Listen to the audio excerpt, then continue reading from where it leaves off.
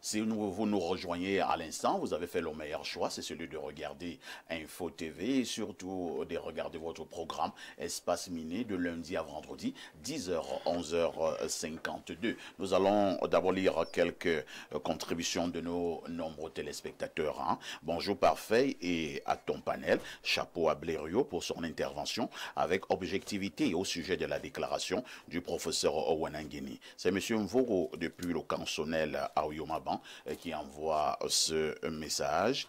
Un autre message ce lundi matin. Salut homonyme, s'il vous plaît. Alors, salut homonyme, s'il vous plaît. Maintenez encore ce jeudi le thème de la semaine passée. C'était édifiant. Merci pour votre bonne compréhension. C'est parfait de Douala. Ah, vous voulez qu'on revienne sur les morts. Les morts sont-ils morts? Y a-t-il une vie après la mort? Y a-t-il une vie après la mort? Je vais me concerter avec mon équipe. Hein. On peut revenir sur le thème, mais on ira un peu plus en profondeur. Voilà. Alors, en attendant que nous ayons les messages sur notre WhatsApp, nous allons d'abord prendre la problématique inscrite à l'ordre du jour. Ce jour, nous vous le disions en ouverture, ce matin, nous marquons un arrêt pour parler des hommes politiques au Cameroun avec un angle tout particulier. Nous questionnons leur sincérité. Les hommes politiques au Cameroun sont-ils sincères? Je commence par Alain Douk. Alain Douk, quel est le regard que vous posez sur les hommes politiques dans leur volet sincérité? Écoutez, lorsqu'il faut parler de sincérité en politique, je dois vous avouer que c'est un véritable serpent de mer. Qu'est-ce qu'on entend par sincérité? On entend quelqu'un qui est vrai, quelqu'un qui est honnête, quelqu'un qui est loyal. Et est-ce qu'au Cameroun, on peut dire effectivement qu'on a ce type de profil sur le plan éthique dans la classe politique? C'est difficilement... on assume ça difficilement. Pourquoi? Parce que fondamentalement, on pourrait philosophiquement poser la question de savoir, est-ce qu'il y a de la sincérité dans la politique telle qu'elle se fait de façon pragmatique?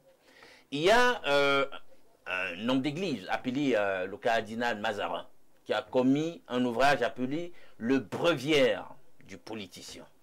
Donc ce n'est même pas simplement une problématique camerounaise, c'est même l'ensemble de la classe politique qu'il faut interroger sur sa sincérité. Et si on y trouve des réponses, on aura la réponse pour des Camerounais.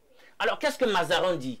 Il dit qu'en réalité, lorsqu'on est investi dans la politique, voilà les codes, le code éthique. Et quand vous passez en revue ce que Mazarin dit, vous vous rendez compte que les valeurs qui sont celles des politiciens qu'il décrit là-bas sont en réalité des contre-valeurs.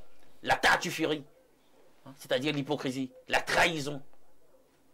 Est-ce que ce sont des valeurs? Mais Mazarin dit qu'en réalité, c'est le profil type du politicien. Le mensonge éhonté. Hein? Est-ce que c'est une valeur? Non.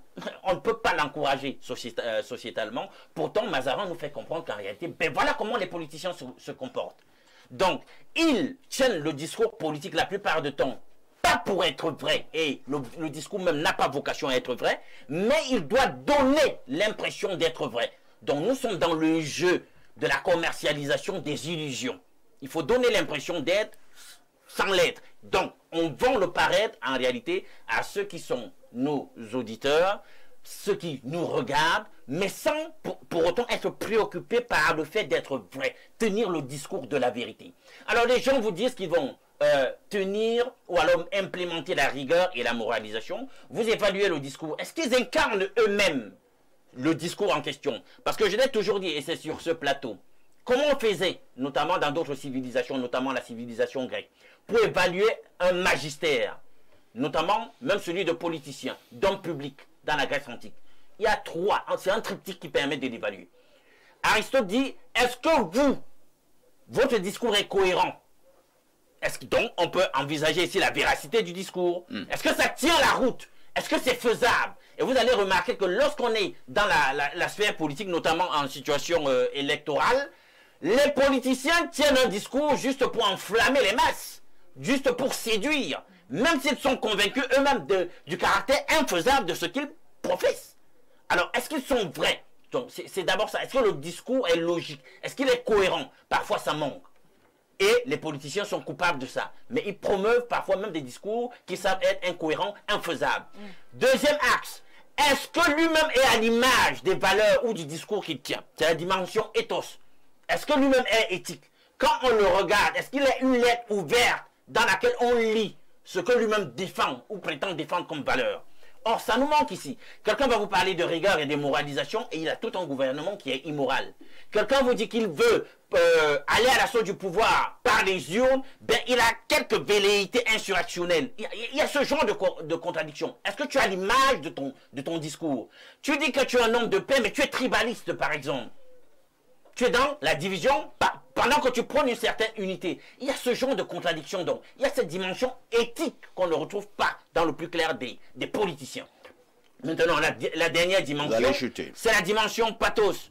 Est-ce qu'ils sont donc capables de susciter une adhésion à leur discours? Les plus populaires suscitent forcément une adhésion de la part de ceux qui sont leurs suiveurs ou qui sont leurs militants. Mais il faut dire qu'on doit aller bien au-delà, parce que parfois les gens doivent pondérer les émotions par la raison. Et beaucoup, comme dans les églises de réveil, où on voit aussi des gens qui suivent des pasteurs, jouent et restent sur la fibre de l'émotion sans la raison. On doit raisonner dans la sphère politique. Et il y a une autre façon de faire la politique, une façon éthique de la faire. On a par exemple Erasme qui disait en son temps que le leader politique, la chose politique, ne devrait pas se défaire de la morale. Or, c'est ce qui manque dramatiquement au pays aujourd'hui. Nos leaders ne sont pas des gens moraux. C'est-à-dire que si on va investiguer sur la vie de chacun, vous allez constater qu'ils ont des allégeances qui sont questionnables, ils sont empêtrés dans des conflits d'intérêts, dans des délits d'initiés, ce genre de choses, des compromissions crasses. Voilà le problème avec la politique telle qu'on l'a fait au Cameroun et d'ailleurs telle qu'on l'a fait un peu partout dans le monde. Tous sont empêtrés dans des choses crasses. Merci Alain Douk pour cette prise de parole qui a des allures de démonstration. Et bien, on passe la parole à un homme politique qui est sur ce plateau. Il est du RDPC, Sam Sévéran, Ango Sam Sévéran. Alain Douk pense que les hommes politiques au Cameroun manquent criardement de cohérence. Ils ne sont pas vrais. D'abord, sont des menteurs, ainsi de suite. Alors, tableau peint en noir, hein, c'est excessif ou alors c'est la pure réalité? Bon, disons qu'il est libre des mots qu'il a choisis. C'était un réquisitoire qui peut avoir quelques bribes de vérité tout de même. Convenons, avant d'arriver au cas spécifique du Cameroun, quand même, d'une définition qui nous met tous d'accord. C'est quoi même la politique? Eh bien, c'est la plus belle des choses, vraiment sur le plan purement théorique. C'est la politique qui est mère de l'humanité. C'est à travers celle-ci qu'on élabore les politiques publiques de développement. Donc, tout est politique. Il est donc question ici, à travers notre analyse, de regarder d'abord la chose sous le prisme global de celle qui se pratique à travers le monde et de l'histoire de celle-ci, véritablement. J'ai été d'accord avec une partie de son analyse lorsque il a bel et bien réussi à démontrer que, de manière générale, il n'y a pas eu d'unanimité sur les choix faits par certains hommes politiques dans le monde entier. Parce que même du temps de John Fitzgerald Kennedy, l'Américain, qui est parti très très tôt et qui était présenté comme vraiment un ovni, objet volant non identifié, quelqu'un de très très apprécié, vous en trouverez quand même qui ont eu des choses à redire concernant le passage de Kennedy sur la terre des hommes, sur son passage en politique. En France, parce qu'on aime généralement prendre les exemples français, Valéry Giscard d'Estaing était-il un bon politicien? Oui, d'une part, parce que c'était un tribun, parce que le politicien, c'est la personne qui sait justement vendre, qui a l'art oratoire facile, effectivement, parce qu'il s'agit de convaincre d'abord sur votre aptitude à être un penseur et à proposer des voies, des solutions de sortie pour les problématiques qui concernent l'ensemble de la collectivité. Il faut savoir se faire aimer. Et je crois que ça a été défini même par les politologues, par les plus grands scientifiques. L'homme politique, le vrai, en réalité, ne devrait pas être un menteur. Je suis d'accord, il doit avoir des valeurs morales identifiées et reconnues comme telles. Parce que le vrai politicien n'est pas appelé à être dans la démagogie. même si c'est la tendance actuelle dans le monde, pas seulement sur le cas du Cameroun. Sur le sol africain, avant d'avenir au Cameroun, on a eu quelques beaux exemples dans l'histoire de l'émancipation des peuples africains avec le Guinéen Sékou Touré, l'Ivoirien Houphouët-Boigny. Alors, j'ai même pas envie de citer le cas du Sud-Africain Mandela qui est hors catégorie. Mais si vous citez 3 ou 4 cas comme ça, la plupart ne peuvent pas être présentés comme des exemples sur le continent africain. Le cas du Cameroun est bien spécifique aujourd'hui. Quand vous voulez parler de la politique au Cameroun, je vois que votre problématique, elle est vaste.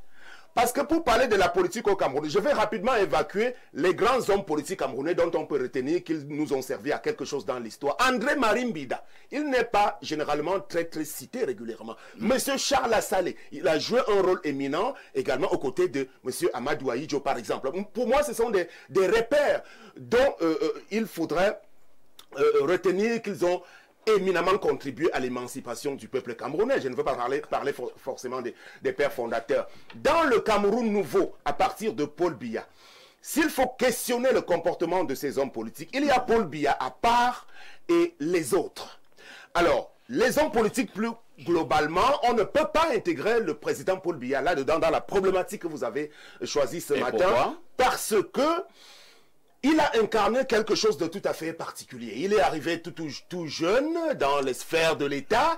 Et lorsqu'il prend le pouvoir, il n'a pas été spécialement élu. Il a été choisi parmi 2 ou 3 autres profils. Et successivement, il a réussi à s'imposer. Après le coup d'État de 84, il a pu s'enraciner et devenir quelqu'un de très puissant dont il est difficile aujourd'hui de poser un jugement par rapport aux autres qui sont en face. On va donc évacuer le cas de Paul Biya, parce qu'en réalité aussi, vous voyez, moi je suis là pour les défendre, parce qu'il a incarné beaucoup de choses. Donc, je vais davantage m'attarder en quelques secondes sur le cas des autres hommes politiques camerounais qui ont cheminé avec lui dans les milieux dits de l'opposition. Est-ce que Paul Biya est un homme politique sincère? On peut le dire? Alors, je ne sais pas si je suis outillé ou qualifié pour répondre intégralement à cette grosse question. Mais de ce que j'en sais... Vous soutenez Paul Biya? Oui, je soutiens. Vous ne pouvez pas soutenir quelqu'un que vous ne connaissez justement, pas. En réalité, justement, si je dis oui, complètement, il est sincère, vous allez me dire oui parce que vous êtes le président du cercle de soutien à Paul Biya.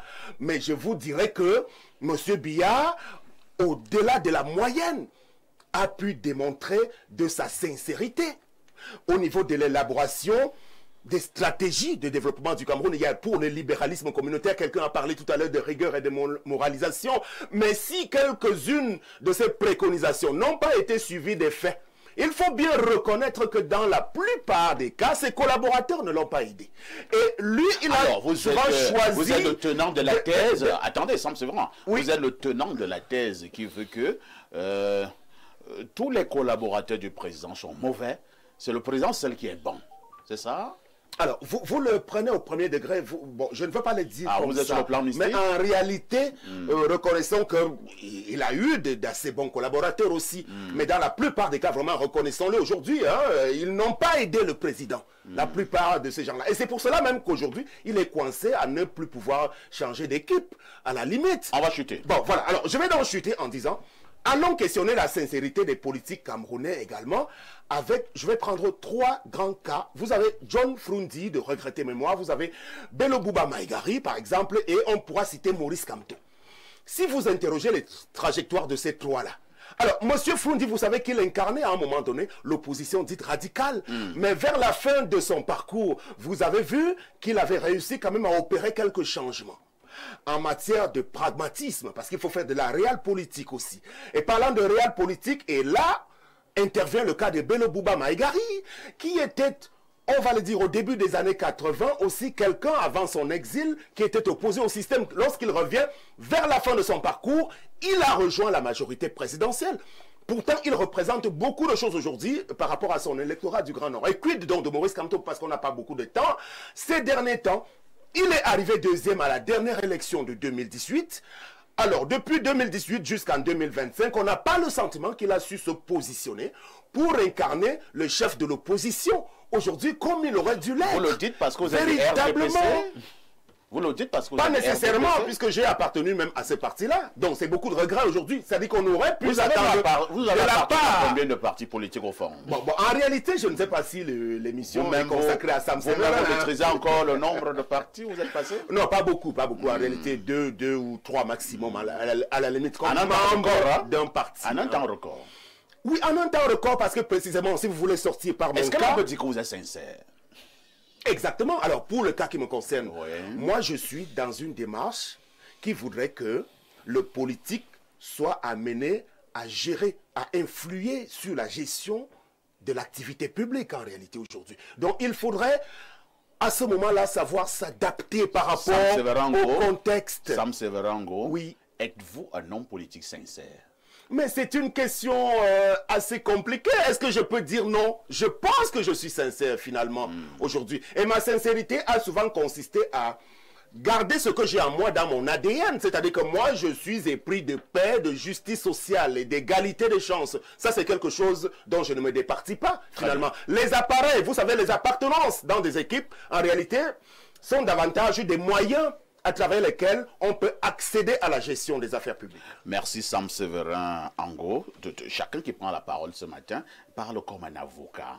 On a l'impression que ce sont des plaidoiries, des réquisitoires, des démonstrations. Je vais passer dans la parole aussi à quelqu'un d'autre qui donnera aussi sa démonstration. Pierre Blériot-Niemek, ce matin, nous interrogeons la sincérité des hommes politiques au Cameroun. Quel est votre regard? Je suis assez clair là-dessus. Le Cameroun, comme tous les autres pays, toutes les autres nations, a les hommes politiques qui le méritent. Pourquoi s'en prendre aux hommes politiques? Est-ce que les médecins sont sincères? Est-ce que les journalistes sont sincères? Est-ce que le peuple lui-même est sincère? Le peuple, on a un truc qu'on appelle maintenant sur les réseaux sociaux la VAR. On peut vous opposer vos positions et vous dites... Et on peut prendre une vieille position que vous avez eue il y a 22 ans. Oui. Mais vous regardez la position et vous dites, oui, j'accepte, mais je dis ce que je dis actuellement. Et puis rien ne vous arrive. Et puis les journalistes peuvent toujours vous accueillir. Donc c'est un peuple, le peuple camerounais, il peut donner, bon, je ne vais pas dire la nausée, mais on n'ira pas jusqu'à ces c'est pour ça que j'ai dit que je ne pouvais pas dire ça. Je trouve quand même que c'est un peuple un peu barbare qui aime se vautrer dans ce genre de choses. Il a les hommes politiques, le premier d'entre eux, qui incarne la cohérence de l'incohérence. C'est celui qui gère l'État depuis 43 ans. Ils sont donc des gens cohérents. Ils sont cohérents dans leur incohérence. Ils ont choisi d'être incohérents. Et ils tiennent le bon bout. Regardez simplement comment on organise la vie politique. On dit mandat des grandes réalisations.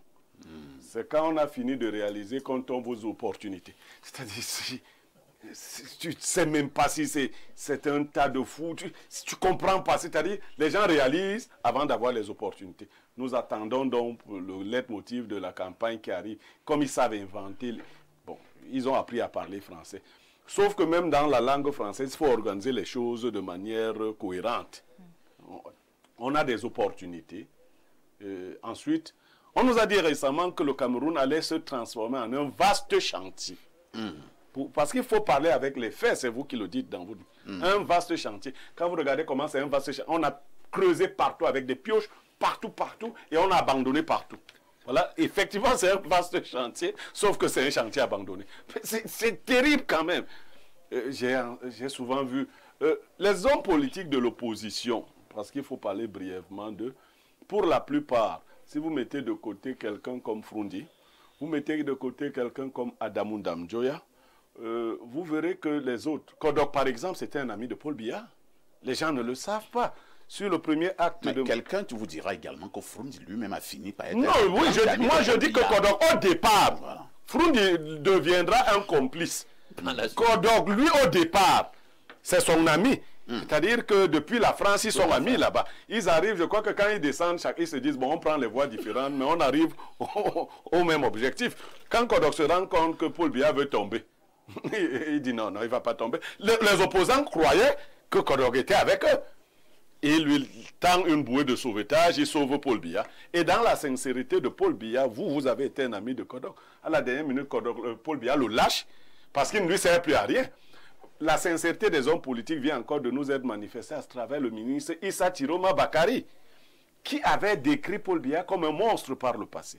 Ensuite, il est venu travailler avec Paul Biya. Il a expliqué comment Paul Biya était un homme d'État exceptionnel. Il vient encore de dire que si vous demandez à quelqu'un de voter Paul Biya, c'est criminel. Donc ceux qui demandent de voter Paul Biya sont quoi? Des criminels. Qu'ils soient ceux d'aujourd'hui ou ceux d'hier, ce sont des criminels. Mais les Camerounais ne savent pas identifier les criminels. Parce que si quelqu'un vous... Oui, il n'identifie pas. Voici, on a affaire à un criminel. Si je vois un journaliste qui dit voter Paul Biya, je dis voici un criminel. Je vois un homme religieux qui dit voter, je dis voici un criminel. Il n'identifie pas les criminels. La sincérité des criminels, c'est laquelle? Quand vous venez d'attraper un bandit, il promet tout. Il dit plus jamais ça. Si vous le laissez partir, il est sincère. C'était parce que vous l'avez attrapé. Mais il va encore promettre la même chose lorsqu'on l'attrapera. Mais si on ne l'attrape pas, il continuera de faire son boulot. Merci Pierre Blériot. Je pense que cette fois-ci, ma messagerie m'obéit déjà. Allons du côté du plus 966. Il s'agit de l'Arabie Saoudite. Que dit le téléspectateur de ce côté? Bonjour au prestigieux panel d'Info TV. Claudia est le style de femme qui pousse les ministres du Cameroun à détourner les projets. Une fille jaune, suivez mon regard. Force à vous les gladiateurs de la communication. Info TV, Ayop, Ayop, Ayop.